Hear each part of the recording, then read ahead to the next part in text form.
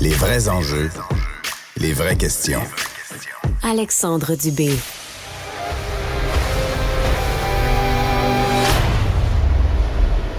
Bienvenue au Shark Week! C'est ma période préférée de l'année, ma semaine préférée du mois de juillet et de l'été.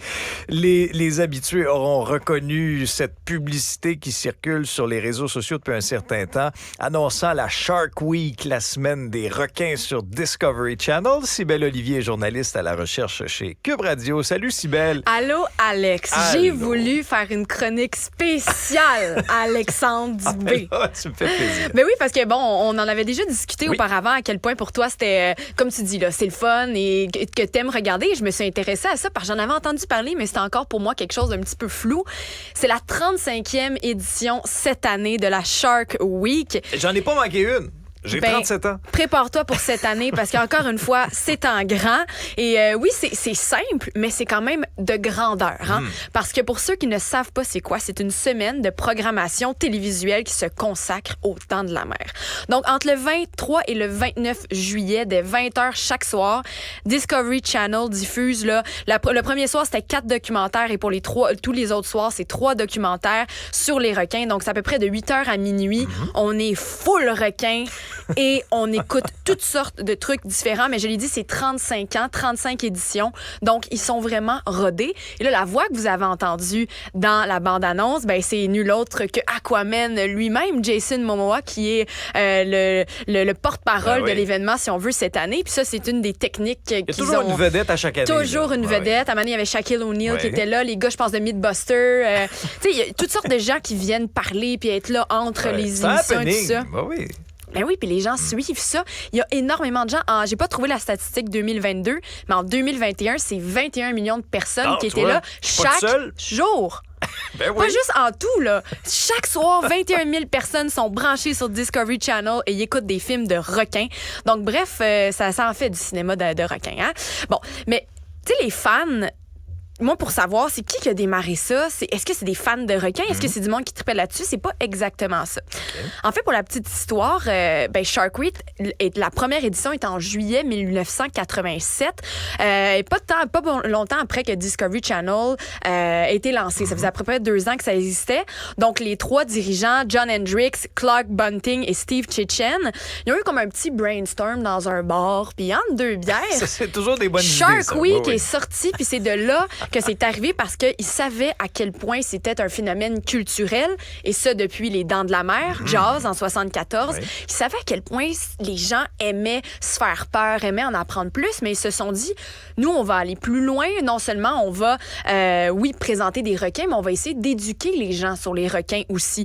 Donc, la Shark Week est devenue une façon de captiver les gens et de mieux faire connaître ces animaux-là qui sont finalement devenus un élément culturel de peur. Les gens avaient peur à un moment donné d'aller se baigner puis de rencontrer ces requins-là. Donc, de mieux les connaître, de connaître leur importance dans l'océan aussi et comment ils ont un impact sur tous les écosystèmes marins, ben ça nous aiderait peut-être à en avoir moins peur. C'est un peu ça l'idée derrière la Shark Week. Mais ce qui rend tout ça fascinant aussi, ben, c'est la qualité des documentaires. Ah, tellement, ouais. C'est les technologies, non seulement des caméras, mais c'est les drones maintenant. Ouais. Mais toi, tu le vois, souvent? Ben oui. Moi, c'est ce qui me fascine. À chaque année, je me dis jusqu'où ils vont pousser l'audace ou la technologie pour nous montrer des prises de vue encore plus folles, encore plus spectaculaires. Ben, ils ont réussi. Ils ont réussi. Puis cette année, justement, je voulais te proposer. Okay. Hein, je me prends pas pour... Tu te connais mieux que moi, mais j'ai regardé les synopsis des différents films, donc de la vingtaine de films qui vont être présentés. Et j'en ai 2 que je voulais vous suggérer. Donc, à écouter, si vous en avez, mettons que vous n'avez pas 7 jours à consacrer aux requins, consacrez-vous à ceux-là. Je pense que vous allez être bien servis. D'abord, Belly of the Beast, Feeding Frenzy. Donc, ça, c'était le documentaire d'ouverture, donc le 23 juillet. Alors, en fait, ce qu'ils ont voulu faire, ce qu'on fait, en fait, dans l'histoire, je recommence, le documentaire, c'est complètement fou.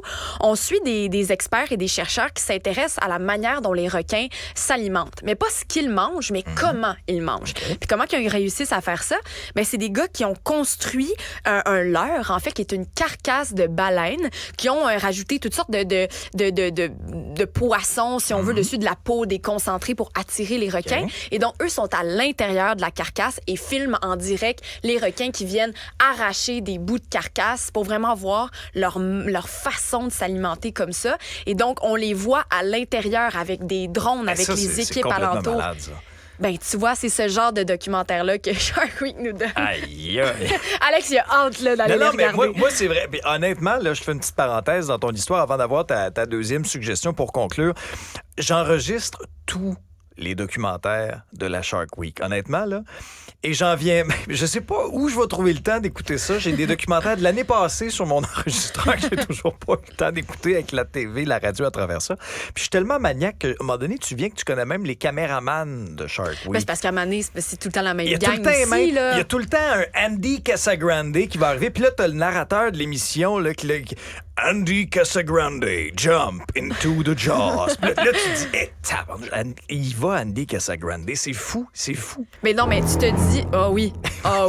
Mais imagine avoir les dents. Puis ce qui est impressionnant de ce documentaire-là aussi, c'est qu'ils réussissent à mettre des tags, à mettre des étiquettes sur les requins pour pouvoir les suivre ensuite et voir tout ça.